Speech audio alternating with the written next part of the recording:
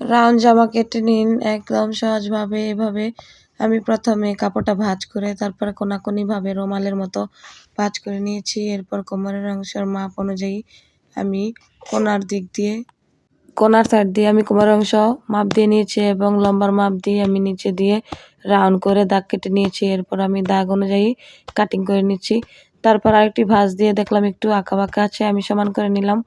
তারপর আমি বডির অংশ কাটিং করে নিচ্ছি।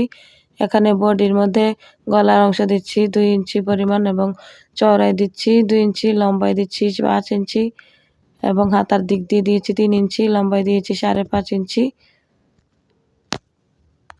তারপর বডি দিয়েছি 26 ইঞ্চি পরিমাণ। তারপর আমি দাগ কেটে কাটিং করে নিয়েছি। কোমরের নিচে দিয়ে অবশ্যই সবসময় একটু রাউন্ড করে কেটে নেবেন। তো এখানে আমি ভি গলা কাটিং করে নিয়েছি। এরপর এখান থেকে আমি হাতা কাটিং করে নিব।